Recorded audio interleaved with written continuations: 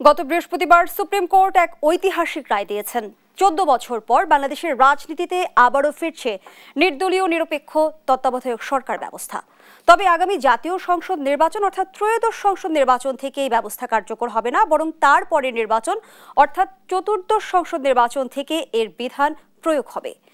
এর আগে আমরা দেখেছি প্রায় 3 দশক আগে ত্রয়োদশ সংশোধনীর মাধ্যমে তত্ত্বাবধায়ক সরকার ব্যবস্থা যুক্ত করা হয়েছিল। বিশ্লেষকরা বলছেন এর মধ্য দিয়ে সুষ্ঠু এবং নিরপেক্ষ নির্বাচনের পথ প্রশস্ত হবে। এখন প্রশ্ন হলো, গণতন্ত্র আসবে কি? এই প্রশ্নের উত্তর খোঁজার চেষ্টা করব আজ। দর্শক, আমি ফারনাজ জুই, সবাইকে আমন্ত্রণ জানিয়ে শুরু করছি দেশ টেলিভিশনের নিয়মিত আয়োজন দেশ সাম্প্রতিক। নিবেদন করছে Arail angle channel and square বার। আজকের আলোচনায় এগিয়ে নিতে স্টুডিওতে আছেন দুজন সম্মানিত অতিথি। চলুন একে একে পরিচিত হই।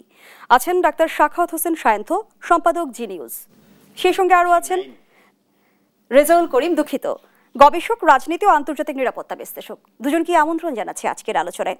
ডাক্তার সাখাওয়াত হোসেন সায়ন্ত, আপনাকে দিয়ে আলোচনাটা শুরু করি। যেমনটি বলছিলাম যে বাংলাদেশের সুপ্রিম কোর্ট এক ঐতিহাসিক রায় দিল এবং 14 বছর পর তত্ত্বাবধায়ক সরকার ব্যবস্থা ফিরে এলো। বিশ্লেষকরা যেমনটি বলছেন এর মধ্য দিয়ে সুষ্ঠু এবং নিরপেক্ষ নির্বাচনের পথ প্রশস্ত হবে। কিন্তু আমার যে প্রশ্ন, গণতন্ত্র আসবে কি? আপনাকে ধন্যবাদ। গণতন্ত্র আসার জন্য গত 17 বছর ধরে বহু প্রাণ গেছে, বহু গুম খুনের শিকার হয়েছে বহু মানুষ। শুধু বিএনপির নেতাকর্মীদের 60 লক্ষ আসামি হতে হয়েছে। বিএনপি মহাসচিবের মতো সজ্জন মানুষেরও শতাধিক মামলা মাথায় নিয়ে ঘুরতে হয়েছে। জামায়াত ইসলাম গুম খুনের শিকার হয়েছে, হামলা মামলা শিকার হয়েছে। বাংলাদেশের অন্যান্য রাজনৈতিক দলগুলো এই হামলা মামলা গুম খুনের শিকার হয়েছে। ফাইনালি একটা গণ অভ্যুত্থানের মাধ্যমে ফ্যাসিবাদকে বিতাড়িত করা হয়েছে এবং যাওয়ার আগে তারা একটা গণহত্যা চালিয়ে গেছে। এই সব উপাদানগুলি যদি মাথায় রাজনৈতিক শক্তিগুলি না রাখে যে গণতন্ত্র সমুন্নত না রাখলে কি হয়, তাহলে এই সব জীবন যে দিল এটা তো বৃথা যায়। সুতরাং আমার ধারণা গণতন্ত্র ফিরে আসবে। তবে গণতন্ত্রের কিছু ত্রুটি বিচ্যুতি বাংলাদেশে নানান সময়ে ছিল, তার কিছু থাকবে কিন্তু অনেকটা কমে আসবে। সবচেয়ে বড় যে কথাটা সেটা হচ্ছে ফ্যাসিবাদ হঠাৎ করে 2-4 বছর 5 বছরে হয় না। ফ্যাসিবাদ হওয়ার জন্য একটা সময় দরকার হয়, একটু বড় ব্যাপ্তি দরকার হয়। যেই সময়টা পেয়েছিল আওয়ামী লীগ 3 টার্ম প্লাস সময় থাকার কারণে 16 বছর প্রায়। যদি তত্ত্বাবধায়ক সরকারের অধীনে নির্বাচন হতো এবং মানুষ ভোট দেওয়ার সুযোগ পেত, তাহলে বাংলাদেশে তত্ত্বাবধায়ক সরকারের অধীনে নির্বাচনে একবারের বেশি কারো থাকার নজির নাই। সেই হিসেবে ধারণা করা হয় আওয়ামী লীগ যতটা অনাচার করেছিল, তারা যতটা দুঃশাসন এই দেশে কায়েম করেছিল, জনগণ ভোট দেওয়ার সুযোগ পেলে তাদের তো ক্ষমতায় থাকবার প্রশ্নই উঠত না, ফলে ফ্যাসিবাদও কায়েম হতে পারত না। এখন এই যে তত্ত্বাবধায়ক সরকার ব্যবস্থা আসলো, এর মাধ্যমে মানুষ তার পছন্দের প্রার্থীকে, পছন্দের দলকে, পছন্দের মার্কায় ভোটটা দিতে পারবে। মানুষের হাতে ভোটের পাওয়ারটা ফিরিয়ে দেওয়া হলো। ফলে ফ্যাসিবাদ হওয়ার আর যেহেতু আর সুযোগ নাই, গণতন্ত্রের কিছু ত্রুটি বিচ্যুতি থাকলেও সেটাকে আস্তে আস্তে শুধরাবার যে আকাঙ্ক্ষা বা যে চেষ্টা, সেটাকে নিয়ে গণতন্ত্র এগিয়ে নেওয়া সম্ভব হবে। সেই পথটা খুলে গেল। তত্ত্বাবধায়ক সরকার ব্যবস্থা আসলে টেকসই কোনো সমাধান কিনা? এর আগে যে দলটি দাবি করত যে তত্ত্বাবধায়ক সরকার ব্যবস্থা তাদের আন্দোলনের ফসল, তারাই আবার গলা টিপে তত্ত্বাবধায়ক সরকার ব্যবস্থাকে ধ্বংস করেছিল। আনলেস এন্ড আনটিল দলীয় সরকারের অধীনে সুষ্ঠু নিরপেক্ষ নির্বাচন, গ্রহণযোগ্য নির্বাচন অনুষ্ঠানের পরিবেশ তৈরি না হয়, রাজনৈতিক শক্তিগুলোর মধ্যে ট্রাস্টের জায়গা তৈরি না হয় একে অপরের প্রতি, ততদিন তত্ত্বাবধায়ক সরকার ব্যবস্থাকেই আপনার মেনে নিতে হবে মন্দের ভালো হিসেবে। রাজনীতিবিদরা নিজেদের উপর নিজের আস্থা রাখতে পারেননি বলেই অরাজনৈতিক একটা 3 মাসের সরকারের ব্যবস্থা আনতে হয়েছিল বাংলাদেশে, এবং সেই আস্থার সংকট দিনে দিনে আরও বেড়েছে, কমেনি। এখন তত্ত্বাবধায়ক সরকারের অধীনে ইলেকশন হতে থাকুক। যদি বাংলাদেশে মনে হয় যে তত্ত্বাবধায়ক সরকারের অধীনে গ্রহণযোগ্য নির্বাচন হচ্ছে, সবাই মেনে নিচ্ছে, তো এটা থাকলে অসুবিধা কোথায়? আমাদের দরকার মানুষের হাতে ভোটের অধিকারটা ফিরিয়ে দেওয়া এবং সেটা অক্ষুণ্ণ রাখা। আর যদি রাজনৈতিক শক্তিগুলো ভবিষ্যতে সমঝোতার ভিত্তিতে এমন কোনো পদ্ধতি তারা মেনে নিতে পারে যেখানে সাংবিধানিক প্রতিষ্ঠানগুলোকে ওই রকম স্বাধীনতা নিয়ে কাজ করতে পারেন সেরকম পরিবেশ কোনোদিন বাংলাদেশে আসে, তখন আর তত্ত্বাবধায়ক সরকার ব্যবস্থার প্রয়োজন হবে না। নিশ্চয়ই সেই দিকে বাংলাদেশ এগোবে, কারণ সারা পৃথিবীতে গণতান্ত্রিক ভ্যালুস যে দেশগুলোতে প্র্যাকটিস করা হয়, যেই দেশে যে কোনো উপায়ে ক্ষমতায় যাওয়ার যে প্র্যাকটিস সেটা অনেক যেসব দেশে নেই, সেই দেশগুলোকে ফলো করে যদি আমাদের দেশের রাজনীতিবিদ, আমাদের দেশের সাংবিধানিক প্রতিষ্ঠান সহ সমগ্র জনগোষ্ঠী আকাঙ্ক্ষা যদি তারা ধারণ করে যে না আমরা একটু সভ্যতার দিকে কেন আগাবো না, নিশ্চয়ই আমরা তত্ত্বাবধায়ক সরকার ব্যবস্থা পরিবর্তন করে আবার এক সরকারের অধীনে দলীয় যে সরকার থাকবে অন্য গণতান্ত্রিক বিশ্বে যেভাবে সেরকম নির্বাচন ব্যবস্থার দিকে যাব। তা সেটা যতদিন আমরা এনশিওর করতে না পারবো, আমাদের সেই সন্দেহ দূর না হবে, ততদিন পর্যন্ত তত্ত্বাবধায়ক সরকার থাকতে পারে। এবং 1991 সাল, 96 জুন, 2001 সাল বাংলাদেশের ইতিহাসে এই তিনটা নির্বাচন তুলনামূলকভাবে গ্রহণযোগ্য হয়েছে, কিছু ত্রুটি বিচ্যুতি থাকার পরেও। এর থেকে বেটার নির্বাচন যেহেতু দলীয় সরকারের অধীনে হয়েছে বলে গ্রহণযোগ্যতা পায়নি, সুতরাং এটার প্রতি মানুষের এখনো আস্থা আছে, চলতে থাকুক না।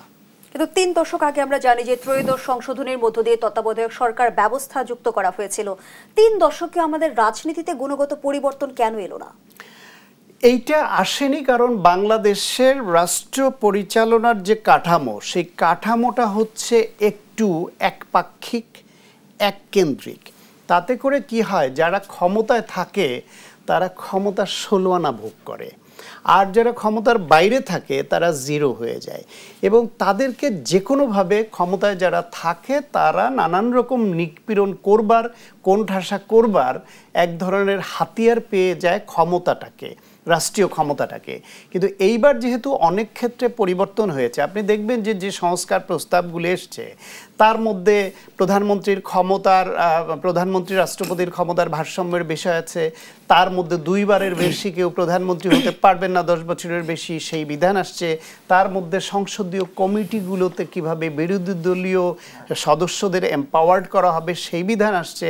তার নির্বাচন কমিশন সংস্কারের প্রশ্ন আসছে এবং আরও অনেকগুলো বিষয় এরকম সংস্কার আসছে, যেটা আস্তে আস্তে যেগুলো যখন এগুলি যখন ইফেক্টিভ হতে শুরু করবে, তখন এই যে ক্ষমতায় থাকা মানে আমার সব, আর ক্ষমতার বাইরে যাওয়া মানে হচ্ছে সে কিছুই না, তেজপাতা হয়ে যাবে, এইটা গণতন্ত্রের ভাষা না, গণতন্ত্রের রীতিও না। এতদিন এরকম কিছু ভুল ছিল বলে এই সংকটটা দূর হয়নি।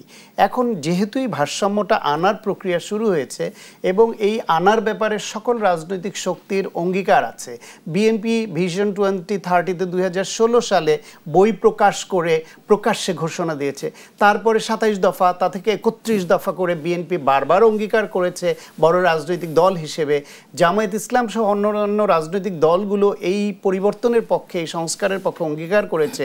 সুতরাং তারা ক্ষমতায় গিয়ে যে বা যারা এই অঙ্গীকার রাখবে না তারা হোঁচট খাবে এবং জনগণ তাদের দিক থেকে মুখ ফিরিয়ে নেবে। সেই আশঙ্কার কারণে হলেও এখন মানুষ অনেক সচেতন, তো সেই কারণে ভবিষ্যৎ রাজনীতি যারা করবেন তারা এই সংস্কারের পথে হাঁটবেন এবং সংস্কারের পথে হাঁটলে আগে যে কারণে গণতন্ত্রের উত্তরণগুলি ঘটেনি, তার যেই অন্তরায় ছিল, এখন সে অন্তরায়গুলো দূর হওয়ার পথে। ধন্যবাদ জানাচ্ছি ডক্টর সায়ন্ত। রেজাউল করিম, টেকসই গণতন্ত্রের সাথে তত্ত্বাবধায়ক সরকার ব্যবস্থার বিধান আসলে সম্পর্কিত কিনা, প্রথম প্রশ্ন আপনার কাছে রাখতে চাই এটি। কারণ আমরা যে যে দেশে আসলে তত্ত্বাবধায়ক সরকার ব্যবস্থা দেখেছি, বলা যায় সেসব দেশে টেকসই গণতন্ত্রের উদাহরণ নেই বললেই চলে। সেই জায়গা থেকে আমরা যে ক্ষমতাকেন্দ্রিক রাজনীতি দেখে এসেছি, সেই ক্ষমতাকেন্দ্রিক রাজনীতিতে টেকসই গণতন্ত্র কিভাবে প্রতিষ্ঠিত হতে পারে? থ্যাংক ইউ, ধন্যবাদ আপনাকে এবং দর্শক যারা দেখছেন সবাইকে আসসালামু আলাইকুম। একটা বিষয় হচ্ছে কি, আমি কথার শুরুতে একটা কথা বলি যে আমি বললাম যে গণতন্ত্র বা স্বাধীনতা অনেক কিছুর কথা বললাম। আপনাকে আমি বলে দিলাম যে আপনার জন্য আমি 2টো অপশন দিচ্ছি। আপনি বললেন যে আপনি আমাকে কোনো স্পেস দিচ্ছেন না, তখন আমি আপনাকে বললাম যে আপনাকে আমি 2টো অপশন দিচ্ছি না। Option 1, rule 1, you follow me then I will listen you, and rule 2, follow rule number 1। তার মানে কি আপনাকে আমি কী অপশন দিলাম? আমি সেকেন্ড অপশনে বলে দিলাম যে রুল 2, ফলো রুল নাম্বার 1। তার মানে আমি ফার্স্টে যে একটা কথা বলেছি এটাই বাস্তবায়ন করছি, বাকি যেগুলো এগুলো সব হচ্ছে প্রথমটা বাস্তবায়নের জন্য, জাস্ট আমি দেওয়ার জন্যই দেওয়া। সো এই তত্ত্বাবধায়ক সরকার ব্যবস্থা থাকুক না থাকুক, আমাদের প্রথম কথা হচ্ছে আমাদের মাইন্ডসেট আগে ঠিক করতে হবে। বাংলাদেশে কিন্তু আপনি দেখবেন আইন কানুন সংবিধানের বিধি বিধান সব কিছু আমাদের আছে। এই বাংলাদেশ তথা ভারতবর্ষ ব্রিটিশরা যখন রুল করে তখন কিন্তু এখানে কয়েকটা জায়গা তারা এখানে আইন কানুন প্রতিষ্ঠা করে যায়। ওই একই রুল কিন্তু ব্রিটেনে আছে, বা একই রুল দেখবেন ওয়েস্টার্ন অনেক কান্ট্রিতে ফলো করা হয়। ব্রিটিশরা যতগুলো কলোনি তাদের ছিল সবগুলো কলোনিতে প্রায় একই রুল এস্টাবলিশ করেছিল। কিন্তু বাংলাদেশ কেন এখানে আগাতে পারছে না? কারণ সমস্যা হচ্ছে একটাই, আমরা ইল ডিসিপ্লিনড এবং আমরা সত্যিকার অর্থে যে আমাদের মাইন্ডসেট ঠিক নেই। আমরা বরং একটা পলিসি রুলকে আমাদের মতো করে ব্যবহার করি। কীরকম? এই সরকার তারা এতদিন পরে তত্ত্বাবধায়ক সরকার নিয়ে তারা রায় দিলেন, প্রায় 1.5 বছর পার হয়ে গেল। তুমি তত্ত্বাবধায়ক সরকার ব্যবস্থা নিয়ে রায় ঘোষণা করবে, why did you take so much time? আপনারা কেন সেটা প্রথম 3 মাসে করেন নাই? আচ্ছা, এখন তারা এখানে জনগণকে তো আমরা বোকা বানিয়ে দেই কিছু বিষয়ের দ্বারা, সংবিধান অনুচ্ছেদ এত, সংবিধান অনুচ্ছেদ অত, কিন্তু সাধারণ পাবলিক জানে অনুচ্ছেদ 58 ক্ষয়ের 2-এ কি বলা আছে? সাধারণ জনগণ কি জানে 58 গয়ের 1-এ কি লেখা আছে? সাধারণ পাবলিক জানে না। বাট আমি অনুচ্ছেদের কথা বলে দিচ্ছি। এখানে একটা বিষয় হচ্ছে কি যে তারা কোন জায়গাটা দিয়ে বলছে যে এই মুহূর্তে এই রায়টাকে এখানে কাজে লাগানো যাবে না, এটা এই নেক্সট সংসদ অধিবেশনের পরেরটাই করবে, নেক্সট ইলেকশন। ওয়াই? কারণ হচ্ছে কি তারা এখানে একটা প্যাচ তৈরি করছে এখানে যে 58 ক্ষয়ের 2 অনুযায়ী যে কথা হচ্ছে যে যেদিন থেকে আপনার সংসদ অধিবেশন শেষ হবে সেই দিন থেকে এবং নতুন সরকার গঠন হবে, নির্বাচন হবে, যখন সংসদ আবার শুরু হবে, এর মাঝখানে একটা ইনবিটুইন টাইম থাকে। এই টাইমটা নির্ধারণ করে দিতে হবে যে কতদিন পর্যন্ত তত্ত্বাবধায়ক সরকারের উপদেষ্টারা এবং তার উপদেষ্টারা কাজ করবেন। 58 গয়ের 1 অনুযায়ী বলা আছে যে যেদিন সংসদ ভেঙে যাবে সেই দিন থেকে 15 দিনের মধ্যে আপনার উপদেষ্টা পরিষদ গঠন করতে হবে। সো এখন আমরা তো এখন সংসদ ভাঙি নেই। সো এখানে মানে বিষয়টাকে এখানে কিন্তু কমপ্লিকেটেড করা হচ্ছে এই ইস্যুতে, যে তারা এখন বুঝাতে চাচ্ছে যে আমরা তো এখন সংসদ ভাঙিনি, তাহলে এই 15 দিনের বিষয়টা কিভাবে ইমপ্লিমেন্ট করব? কিন্তু রাজনৈতিক দলগুলো কি দাবি করছে যে সংসদ নাই, ওই তো ভাঙিনি নাই, সেটাই মানে সংসদ নাই থেকেই যে তত্ত্বাবধায়ক সরকার চাইছে এমন কোন দাবি তো রাজনৈতিক দলগুলো করছে না। রাজনৈতিক দলগুলো কেন সেই দাবি থেকে সরে এসেছে সে আলোচনায় ফিরবো বিরতি নিয়ে ফিরছি। দর্শকদের আবারও আমন্ত্রণ, আপনারা দেখছেন দেশ টেলিভিশনের নিয়মিত আয়োজন দেশ সাম্প্রতিক, নিবেদন করছে Arail angle channel and square বার। আমরা আবারও ফিরছি আলোচনায়। রেজাউল করিম, যে প্রশ্নটি রেখে বিরতিতে গিয়েছিলাম, আদালতের সংক্ষিপ্ত রায়ে তত্ত্বাবধায়ক সরকার ব্যবস্থা ফিরলেও তা চতুর্দশ সংসদ নির্বাচনের আগে কার্যকর হবে, এবং আমরা যেমনটি দেখতে পাচ্ছি যে তত্ত্বাবধায়ক সরকার ব্যবস্থা এখনই কার্যকর হতে হবে বা ত্রয়োদশ নির্বাচন থেকে তার প্রয়োগের বিষয়ে কিন্তু রাজনৈতিক দলগুলো থেকেও তেমন কোনো দাবি আমরা দেখছি না। কি বলবেন?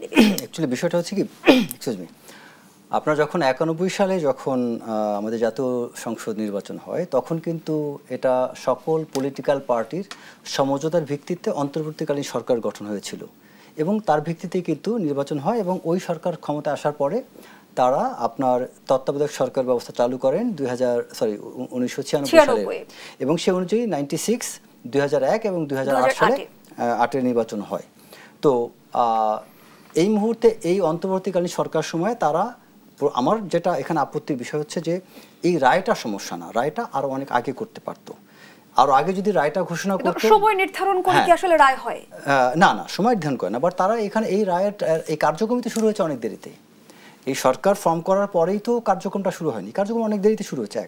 2 হচ্ছে আরেকটা বিষয় যে রায়ের গতিতে চলবে, কিন্তু অন্তর্বর্তীকালীন সরকারের যেটা নির্বাচনটা 91 সালে যে মেয়াদ হয়েছিল সেই মেয়াদ তো তারা ফলো করেনি। আপনি অন্তর্বর্তীকালীন সরকার কতদিন থাকবে?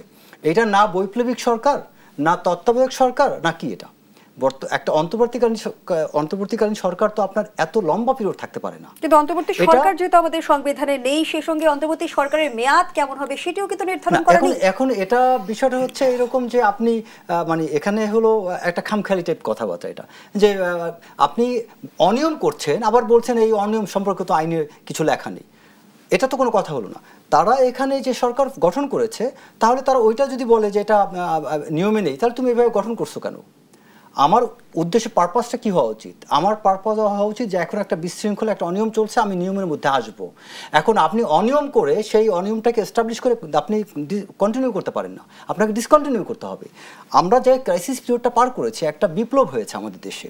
এই বিপ্লবকালীন সময়টা আমি হয় একটা সরকার গঠন করব, কারণ বিপ্লবকালীন সময়ে যে ব্যক্তিরা দায়িত্ব নিয়েছে তারা কিন্তু গণতান্ত্রিকভাবে না, সংবিধান অনুযায়ী না, কোনো নিয়ম অনুযায়ী না, এই ব্যক্তিগুলো একটা অল্প সময়ের জন্য, এবং সেই সময়টা সাধারণত আমরা কিছু প্র্যাকটিস দেখি, যেমন আমাদের জন্য 91-এর উদাহরণটা আছে, এমন না যে বাংলাদেশে উদাহরণ নেই। আপনার 91 সালে আমরা 91-এর অন্তর্বর্তী সরকারকে দেখেছি শুধু একটা মাত্র এজেন্ডা ছিল, সেটা হচ্ছে নির্বাচন। হ্যাঁ, এবার অন্তর্বর্তী সরকার যেমনটি বলছে যে তাদের 3টি অগ্রাধিকার রয়েছে, বিচার, সংস্কার এবং নির্বাচন। এখন সংস্কার কি হয়েছে আপনি বলেন? আপনি বিচার করেছেন না সংস্কার করেছেন? কোনটা হয়েছে? কোনো কিছু তো হয়নি। মানে আপনি এখানে শুধু প্রোক্রাস্টিনেশন করছেন, কালক্ষেপণ করছেন, বাট আপনার এখানে না বিচার হচ্ছে না সংস্কার হচ্ছে, বরং বিচারের নামে আপনি একতরফাভাবে একটা নির্দিষ্ট গোষ্ঠীকে চাপাচ্ছেন। কিন্তু আপনি 91-তে কেন সেটা পারেননি? কারণ 91-তে সব রাজনৈতিক দলগুলো একটা ভারসাম্য ছিল। এই মুহূর্তে কিন্তু রাজনৈতিক দলগুলো ভারসাম্য নেই। কীরকম? বাংলাদেশে পলিটিক্যাল এনভায়রনমেন্ট যদি আপনি পরিষ্কারভাবে আপনি ব্যাখ্যা করতে চান, সেখানে আওয়ামী লীগ আসবে, বিএনপি আসবে, জামাত আসবে, সব বড় বড় দলগুলো আসবে। আপনি শেখ হাসিনার বা আওয়ামী লীগকে আপনি বিচার, যারা যারা অপরাধী সবাইকে বিচার করেন, কিন্তু আপনি সেই বিচারের নামে আপনি আওয়ামী লীগকে আপনি ফিক্স করতে যেয়ে আপনি অন্য অপরাধীকে তো আপনি সুযোগ দিতে পারেন না, অন্য কাউকে তো বিশেষভাবে সুযোগ দিতে পারেন না। আপনি আমাকে আমার অপরাধীর বিচার করেন, কিন্তু আমার অপরাধীর বিচার করতে যে আপনি আরেকজন ব্যক্তিকে তো আপনি মানে রংলি আপনি তাকে ফ্যাসিলিটেট করতে পারেন না। ফ্যাসিলিটেট হচ্ছে, আপনি দেখেন এই মুহূর্তে বিএনপি বাদে বাকি সবাই ফ্যাসিলিটেড। কিভাবে? আপনি খেয়াল করে দেখেন যে জামাত, কোন জায়গায় জামাতের আপনি এখানে আধিপত্য নেই, সব জায়গায় জামাতের আধিপত্য। আপনি খেয়াল করে দেখেন এই যে একটা সুজন নামে একটা রিক্সাওয়ালাকে, তাকে আপনি কত বড় তামাশা বাংলাদেশের ইতিহাসে দেখেন, একজন রিক্সাওয়ালাকে আপনি মির্জা আব্বাসের মতো ব্যক্তির বিরুদ্ধে দাঁড় করানো, এটা কত নোংরা একটা কালচার। মির্জা আব্বাস কে? তার বিরুদ্ধে পলিটিক্যাল কমপ্লেন, পলিটিক্যাল অনেক কিছু থাকতে পারে, বাট সেটা আমি পলিটিক্যালি ফেস করব। মির্জা আব্বাস খারাপ, একজন যোগ্য ব্যক্তিকে প্যারালাল দাঁড় করান। কিন্তু আপনি একটা দেশের, কিন্তু রেজাল্ট করিম, বাংলাদেশের রাজনীতিতে আমরা এই পরিবর্তনটা কেন দেখতে পাবো না যে একজন শ্রমিক কিংবা একজন রিকশা চালক আসলে সংসদে যেতে পারে? ব্যাপারটা ওখানে না। আপনি একটা ইউনিয়ন নির্বাচনের জন্য, ইউনিয়নের চেয়ারম্যান বানানোর জন্য আপনি গ্রাজুয়েট, মিনিমাম ডিগ্রি, তাহলে কি রাজনীতির নিয়ন্ত্রণ থাকবে অলিগার্ক কিংবা নির্দিষ্ট কি নেক্সাসের হাতে? আমি ওই পয়েন্টে আসছি আপনার, I am coming to that point. এখানে আমার বিষয় হচ্ছে যে আপনি একটা মানুষের যোগ্যতা অনুযায়ী তাকে তার যোগ্য জায়গায় রাখবেন। আমি কাউকে অযোগ্য বলছি না এখানে, আমাকে একটু বলার সুযোগ দেন। এখানে আপনার সংসদ অধিবেশনে যারা কথা বলবেন তাদের কাজটা কি? আইন প্রণয়ন করা, দেশের সার্বিক সমস্যা তুলে ধরা। আপনি সেই যোগ্য ব্যক্তিকে ওখানে পাঠাবেন। ইউনিয়ন চেয়ারম্যানের চেয়ে একজন সংসদের সদস্যের অনেক বেশি দায়িত্ব। ইউনিয়ন চেয়ারম্যান বা একজন মেম্বারকে আপনি মিনিমাম মেট্রিক পাস বা ডিগ্রি পাস আপনি ক্রাইটেরিয়া দিচ্ছেন, সংসদের জন্য আপনি রিক্সাওয়ালাকে দিবেন? আচ্ছা, যদি তাকে আপনি মনে করেন তাকে তার যোগ্য জায়গা দেন। এখানে আপনার ডাক্তারের জায়গা আপনি ইঞ্জিনিয়ারকে দিতে পারেন না, ডাক্তারের জায়গা আমি ইঞ্জিনিয়ারকে না বসানো মানে ওই ইঞ্জিনিয়ার অযোগ্য না। আপনি মাইন্ডসেট দেখেন, এখানে এটা করা হয়েছে ইনসাল্ট করার জন্য। কেন? সেখানে সুজন যে বক্তব্য দিচ্ছে তার বক্তব্যটা কতটা আপনার উস্কানিমূলক। সে বলছে যে দেশে এতিমের টাকা খেয়ে যদি সংসদে যেতে পারে, আপনার নাচ গান করে যদি কেউ সংসদে যেতে পারে, কথাগুলো ইন্ডিকেশন কিন্তু পাবলিক বুঝে যে এতিমের টাকা খেয়ে এই কথাটা কাকে ইন্ডিকেট করা হচ্ছে। আপনার নাচ গানের কথা মমতাজকে ইন্ডিকেট, মমতাজকে আমি কখনোই সাপোর্ট করি না। She was doing something very wrong, খুবই দৃষ্টিকটু, কিন্তু তারপরেও আপনি তো একটা রং এক্সাম্পল দিতে যে আপনি আরেকটা রংকে এস্টাবলিশ করতে পারেন না। সুজন, সে তার স্যাক্রিফাইস আছে, তার সাহসিকতা আছে, তাকে আমরা বীরশ্রেষ্ঠ বীরুত্তম ঘোষণা করি, কোনো সমস্যা নেই। আপনি তাকে তার যোগ্যতা অনুযায়ী আপনি ঢাকায় বাড়ি গাড়ি করে দেন, তাকে ফ্যাসিলিটেট করে দেন। ধন্যবাদ জানাচ্ছি, বুঝতে পেরেছি আপনার বিষয়টি। ডাক্তার সায়ন্ত, শ্রমিক, রিকশা চালক তারা আন্দোলন করতে পারবে, তারা রাজপথে রক্ত দিতে পারবে, কিন্তু তারা সংসদে যেতে পারবে না, বিষয়টি কি এমন? আসলে বিষয়টা হচ্ছে বাংলাদেশের সংবিধান মোতাবেক যেই ক্রাইটেরিয়া নির্ধারণ করা আছে, এই ক্রাইটেরিয়া ফুলফিল যারা করবে তারা যে কেউ নির্বাচন করার অধিকার রাখে। কিন্তু উদ্দেশ্য যদি হয় অন্যকে হিউমিলেট করা, অপদস্থ করা, সেটা ভালো না। এবং তার জবাবও জনগণ রায়ের মাধ্যমেই দিবে, সেটা তো জোরের মাধ্যমে দেওয়া যায় না। যারা এই চেষ্টাটা করবে অন্যকে অহেতুকভাবে অপদস্থ করবার জন্য চালবে, তাদের জবাবটা জনগণ ভোটের মাধ্যমেই দিবে। এটা রাজনৈতিক যে কোনো বিষয়ে রাজনৈতিকভাবেই মোকাবেলা করতে হয়, কাউকে ছোট করে হেয় করে এটা বাংলাদেশের রাজনীতিতে আছে, সেটা ভালো কালচার না। বরং আমি দু একটা পয়েন্ট বলি যে 1991 সালের যে তত্ত্বাবধায়ক সরকার আর এইবারের দুইটা কিন্তু আকাশ পাতাল ব্যবধান, দুইটা কাছাকাছি জিনিসও না। এরশাদ বিরোধী স্বৈরাচার বিরোধী যে আন্দোলন হয়, আন্দোলনের এক পর্যায়ে এরশাদ চাপের মুখে এসে তিনি পদত্যাগের বিষয়টি মানতে বাধ্য হয়েছিলেন। বাধ্য হয়ে সমঝোতার ভিত্তিতে তিনি পদত্যাগ করে ভাইস প্রেসিডেন্টের হাতে ক্ষমতা ন্যস্ত করে তিনি পদত্যাগ করেছেন।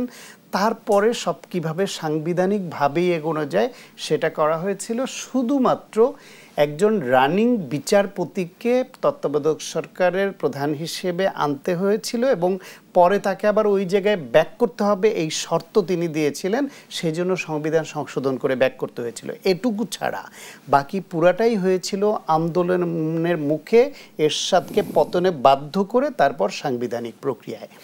আর এবার যেটা হয়েছে সেটা হলো গণ অভ্যুত্থানের মাধ্যমে দীর্ঘদিন ধরে জেকে বসা একটা ফ্যাসিবাদ, তারা গণহত্যা চালিয়ে সমূলে তাদের উৎপাটিত হয়েছে, তারা পালিয়ে গেছে। পালিয়ে যাওয়ার পরে বাংলাদেশের সংবিধানে নির্বাচনের মাধ্যমেই ক্ষমতা হস্তান্তরের প্রক্রিয়া বলা আছে, এর বাইরের এই বিষয়গুলো সংবিধানে নাই। এখন এই যে তারা পালিয়ে গেল গণহত্যা চালিয়ে এবং গণ অভ্যুত্থানের মুখে, তখন তাহলে সমাধান কি? সমাধান হচ্ছে তখন বাংলাদেশের জাতীয় সংসদের পরে মানে যখন নেই তখন অথরিটি হচ্ছে সুপ্রিম কোর্ট। সেই হিসেবে সুপ্রিম কোর্ট থেকে একটা পরামর্শ নিয়ে তাদের রায় অনুসারে সেই অনুসারে এরকম একটা ব্যবস্থা হলো।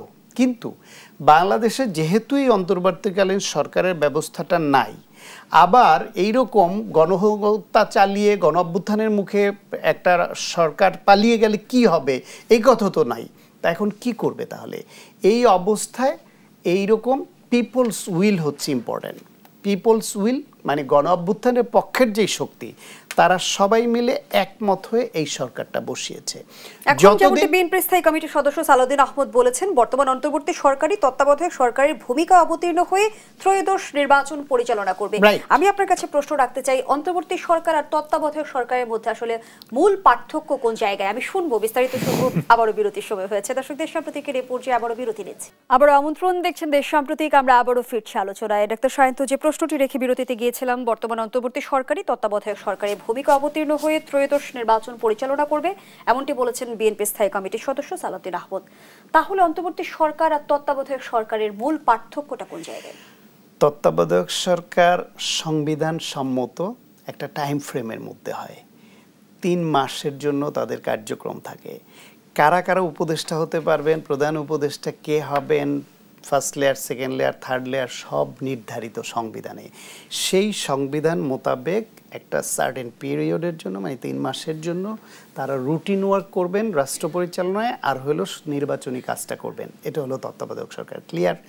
আর অন্তর্বর্তীকালীন সরকার যেহেতু বাংলাদেশের সংবিধানে নাই, বিশেষ পরিস্থিতিতে গণ অভ্যুত্থানের পরে ফ্যাসিবাদ পালিয়ে যাওয়ার পরে, গণহত্যা করার পরে, এই বিশেষ পরিস্থিতিতে সুপ্রিম কোর্টের রায়ে একটা বিশেষ ব্যবস্থা এরকম দেয়া হয়েছে। তারপরও আপনাকে বলি, এরা যা কিছু করছে এখন, এই সবগুলোকে ভবিষ্যতে নির্বাচিত সংসদে কিন্তু ইন্ডেমনিটি দিতে হবে, যে এরা যা কিছুই করুক না কেন সব বৈধ বলে পরিগণিত হবে। এই সব কিছুকে বৈধতা যতদিন নির্বাচিত সংসদ না দিবে ততদিন পর্যন্ত কিন্তু এই সময়টা শুধু সুপ্রিম কোর্টের ওই কারণে এদের সব কাজ বৈধ হবে না। এরা কিছু অংশ করছে সংবিধান মোতাবেক, কিছু অংশ এদের গঠন প্রক্রিয়ায় সংবিধানে ছিল না, বিশেষ প্রক্রিয়ায়। এটা এখন সালাউদ্দিন আহমেদ বা বিএনপির অন্য নেতারা অনেকেই এর আগে মহাসচিবও বলেছেন যে এই সরকারকে তত্ত্বাবধায়ক সরকারের রূপ পরিগ্রহ করতে হবে বা তাদের দায়িত্ব নিতে হবে। জি না, আপনারা মিস ইন্টারপ্রেট করছে যারা, তাদের কথায় প্রভাবিত হয়েছেন। বিষয়টা হচ্ছে গিয়ে এই সরকার বিভিন্ন গোষ্ঠীর প্রতি ঝুঁকে আছে বলে নানান প্রচারণা আছে, এদের মধ্যে ছাত্র উপদেষ্টা আছে, এদের মধ্যে নানান দলীয় মেরুকরণের উপদেষ্টা আছে, এদের মধ্যে বিরাজনীতিকরণের দিকে আগ্রহী উপদেষ্টা আছে, নানান পন্থী নানানভাবে আছে, ডুয়েল সিটিজেনওয়ালা লোক আছে যারা অন্য দেশের পারপাস সার্ভ করবে, এরকম সমালোচনা তো আসছে। সেই ক্ষেত্রে বলছে নির্বাচনের তাফসিল ঘোষণা হয়ে যাওয়ার পরে এই সময় তাদের চরিত্র, তাদের কার্যক্রম, তাদের ভূমিকাটা যেন তত্ত্বাবধায়ক সরকারের অনুরূপ হয়। তার মানে তারা শুধু রুটিন ওয়ার্ক করবে, তারা যেন নির্মমভাবে নির্দলীয় সরকারের মতো নিরপেক্ষভাবে নির্বাচনকে ফোকাস করে তত্ত্বাবধায়ক সরকারের আদলে নির্বাচন পরিচালনা করে। আহ্বান হচ্ছে এইটা। রেজাউল করিম, রাজনৈতিক দলগুলোর মধ্যে পারস্পরিক আস্থা না ফিরলে তত্ত্বাবধায়ক সরকার ব্যবস্থাও ফ্যাসিবাদের রূপ নিতে পারে, এমন শঙ্কা প্রকাশ করছেন রাজনৈতিক বিশ্লেষকরা। রাজনৈতিক দলগুলোর মাঝে আস্থা কিভাবে ফিরবে? এটা শঙ্কা না, এটা বাস্তবতা এবং এটা রিফ্লেকশন আমরা দেখতে পাচ্ছি। আপনার যেটা কিছুক্ষণ আগে ওই যে একটা বিষয় বললাম যে আমি একটা কোনো পেশাকে হেয় করে না, রিক্সাওয়ালা এটা ব্যাপার না, পেশাকে সম্মান করি, কিন্তু এই যে ব্যক্তিদেরকে তাকিয়ে না, এটা একটা নিয়ে এসে এইরকম কাজ করা, এগুলো উদাহরণ। এই বিষয়গুলো এখন খেয়াল করে দেখবেন যে বিভিন্ন জায়গায় আমাদের যে এই যে এনসিপি বা নতুন তরুণরা মিলে যেটা দল গঠন করেছে, এই দলে আসলে কিছু সিনিয়র লোক থাকা উচিত ছিল যারা তাদেরকে, কারণ অভিজ্ঞতাটা আপনি রাজনীতির ক্ষেত্রে অভিজ্ঞতাটা অনেক গুরুত্বপূর্ণ বিষয়। এই যে দলটা গঠন হয়েছে এখানে অভিজ্ঞতা সম্পন্ন কোনো মানুষ নেই। আপনার মেধা থাকতে পারে, যত যোগ্য হন, যত আপনি মানে ইন্টেলেকচুয়াল হন, আপনার মেরিটস যত হাই হোক, অভিজ্ঞতা আপনাকে যে শিক্ষা দিবে এটা আপনি মেধার দ্বারা পারবেন না। সো এই বুকিশ নলেজ দিয়ে তারা কিন্তু একটা দল গঠন করেছে, বা তাদের বাস্তব অভিজ্ঞতা, political challenge, political conspiracy, political commitment, এটা এইসব কোনো কিছুই তারা প্র্যাকটিক্যালি দেখেনি। যে কারণে এখন এই বাংলাদেশের এখন আপনার এই যে ইমার্জেন্সি পিরিয়ড একটা সরকার গঠন হলো, অন্তর্বর্তীকালীন সরকার, এই সরকার গঠন হওয়ার পরে সকল রাজনৈতিক দলগুলোর মধ্যে একটা সমঝোতা থাকা দরকার ছিল পজিটিভলি। এখানে সমঝোতা না হয়ে যে যার স্বার্থে মুভ করছে। আপনার এনসিপি এমনভাবে চলছে যাতে তার স্বার্থে বিএনপিকে ধাবিত করতে পারে, জামাত এমনভাবে চলছে যাতে তার ইন্টারেস্টকে সে স্থির রেখে অন্য দলকে তার দিকে ধাবিত করতে পারে। একইভাবে তারা যখন এইদিকে এভাবে চলবে তখন তো বিএনপি চুপ করে বসে থাকবে না। So BNP cannot be positive. বিএনপির ভিতরে তারা তাদের কর্মকাণ্ডের দ্বারা সন্দেহটা এমনভাবে এস্টাবলিশ করে দিয়েছে, that has become a common practice now. কারণ অ্যাকচুয়ালি তো বিএনপির মতো এত বড় একটা দলকে তাদের সাথে রাখতে হবে। এখন তারা যা কিছু করছে, বিএনপির সাথে তাদের একটা একটা আপনার একটা শত্রুভাবাপন্ন একটা এনভায়রনমেন্ট তৈরি হয়েছে, পারস্পরিক অনাস্থা তৈরি হয়েছে। এখন এই পরিবেশের মধ্য দিয়ে আপনার নির্বাচনটা যে কোন দিকে যাবে, অনেকে শঙ্কা করছেন এখন ফেব্রুয়ারিতে নির্বাচন হয় কিনা সন্দেহ আছে। তারপরে আপনার এই যে এটা সাখাওয়াত ভেজা একটা কথা বলছিলেন যে আপনার বিভিন্ন দলগুলোর মধ্যে অ্যাকচুয়ালি আপনার ইন্টারডিপেন্ডেন্সটা এটা কিন্তু টোটালি নাই। আপনার দলের প্রতি পরস্পরের ডিপেন্ডেন্স থাকতে হবে, বাট এখানে আপনার ব্যালেন্স অফ পাওয়ারটা পুরোপুরি বন্ধ হয়ে গিয়ে এনসিপি হতে চায় সুপার পাওয়ার, বা জামাত হতে চায় want to take the full control. এখন কোনো একটা দল, সব দলের মধ্যে নির্ভরশীলতা থাকলেই আপনি নেগোশিয়েট করতে পারবেন। আমি যখন দেখবো আপনার কাছে আমার ইন্টারেস্ট আছে, আপনি দেখবেন আপনার ইন্টারেস্ট আমার কাছে আছে, তাহলে কি স্বার্থের দ্বন্দ্বে আস্থাহীনতা? হ্যাঁ, স্বার্থের দ্বন্দ্বে। এখন অসংখ্য ধন্যবাদ জানাচ্ছি রেজাউল করিম, ধন্যবাদ জানাচ্ছি ডাক্তার সাখাওয়াত হোসেন সায়ন্ত। আমরা আমাদের আলোচনার একেবারেই শেষ পর্যায়ে, দর্শক এখানেই শেষ করছি দেশ সাম্প্রতিকের আজকের আয়োজন। ধন্যবাদ এতক্ষণ আমাদের সাথে থাকার জন্য।